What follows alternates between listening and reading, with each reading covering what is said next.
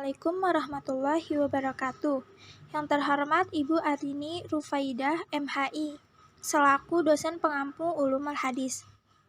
Perkenalkan, kami dari kelompok 6 yang beranggota Dias Akrom Permana, Dinda Dwi Yuniari, Munfasil, dan saya sendiri Harisma Aulia Nurunisa, Lukman Dwi Nugroho, Klianta Nismarah, dan Maulana Alvin Aziz. Kami akan membahas tentang klasifikasi kesahihan hadis. Yang pertama, pengertian dan kriteria yang akan dibacakan oleh Dinda Dwi Yuniari. Selanjutnya, klasifikasi hadis sahih yang akan dibacakan oleh Maulana Alvin Aziz. Selanjutnya, klasifikasi hadis hasan yang akan dibacakan oleh Lukman Dwi Nugroho. Selanjutnya, hadis do'if yang akan dibacakan oleh Munfasil. Selanjutnya, hadis maudu yang akan dibacakan oleh Dias Akrom Permana.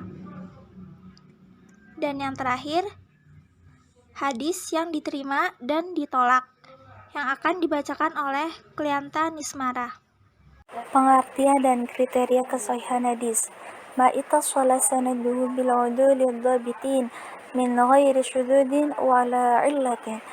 Menurut Jalaluddin As-Suyuti dalam kitab Tadrib Al-Rawi, hadis sahih adalah hadis yang sanadnya bersambung dan diriwayatkan oleh rawi yang adil dan dhabit, yang tidak ada sudhuf atau kejanggalan dan tidak ada illah atau kecacatan.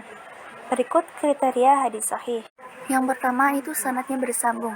Jadi maksud dari sanad yang bersambung adalah setiap rawi hadis benar-benar telah mendengar langsung dari gurunya atau telah mendapatkan ijazah dari gurunya dengan menggunakan kata-kata yang menjelaskan bahwasanya ia benar-benar telah mendengar dari gurunya, seperti sami'tuhu, artinya aku mendengarnya, atau hadatani, ia telah menceritakan kepadaku, akhbarani, ia telah mengabarkan kepadaku. Yang kedua, rawi adil. Jadi seorang rawi dikatakan adil apabila ia Islam, berakal, baligh, tidak fasik, dan selalu menjaga kewibawaan atau kehormatannya. Yang ketiga, rawi dabit. Dabit adalah sadarnya seorang rawi ketika mendapatkan hadis dan faham terhadap apa yang ia dengar dan hafal semenjak ia mendapatkan hadis sampai ia menyampaikan hadis tersebut. Atau seorang rawi yang hafal dan mengerti terhadap apa yang ia riwayatkan jika meriwayatkan dengan hafalnya, faham jika ia meriwayatkan dengan makna, dan mampu menjaga tulisannya dari masuknya kesalahan atau perubahan. Yang keempat, sanad dan matan tidak sahih, dan yang kelima, tidak terdapat illah dalam sanad dan matan. Klasifikasi hadis sahih. A. Hadis sahih li zaitihi adalah hadis sahih dengan sendirinya. Artinya hadis sahih yang memiliki 5 syarat atau kriteria sebagaimana disebutkan pada persyaratan hadis sahih sendiri. Dengan demikian, penyebutan hadis sahih li zaitihi dalam pemakaiannya sehari-hari pada dasarnya cukup memakai sebutan hadis sahih saja. B. Hadis sahih li ghairihi adalah hadis yang kesalihannya dibantu dengan adanya keterangan lain. Hadis pada kategori ini pada mulanya memiliki kelemahan pada aspek kedaibatannya, sehingga tidak dianggap memiliki syarat untuk dikategorikan sebagai hadis sahih. C. Kehujahan hadis sahih. Para ulama sependapat bahwa hadis yang sahih dapat dijadikan hujah untuk menetapkan syariat Islam. Namun mereka berbeda pendapat apabila hadis kategori ini dijadikan untuk menetapkan soal-soal akidah. Perbedaan di atas berpangkal pada perbedaan penilaian mereka tentang faedah yang diperoleh dari hadis yang sahih. 3. Klasifikasi hadis hasan. A. Hadis hasan li dzatihi adalah hadis hasan dengan sendirinya, yakni hadis yang telah memenuhi persyaratan hadis hasan.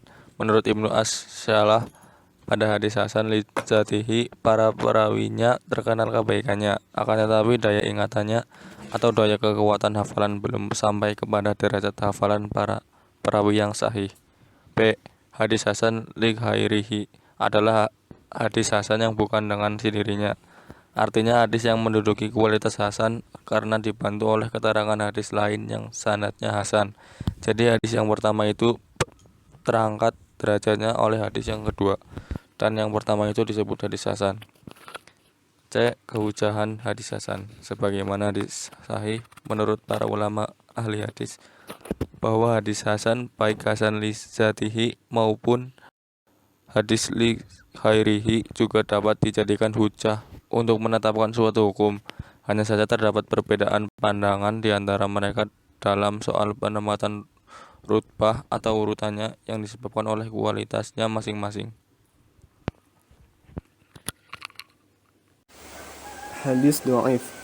Kata dhaif menurut bahasa berarti lemah, sebagai lawan dari kata qawi yang berarti kuat. Sebagai lawan dari kata sahih, kata dhaif secara bahasa berarti hadis yang lemah, sakit atau yang tidak kuat. Secara terminologis atau secara istilah, para ulama mendefinisikan secara berbeda-beda, akan tetapi pada dasarnya mengandung maksud yang sama. Salah satunya yaitu pendapat dari An-Nawawi bahwasanya hadis dhaif merupakan hadis yang di dalamnya tidak terdapat syarat-syarat hadis sahih dan syarat-syarat hadis hasan.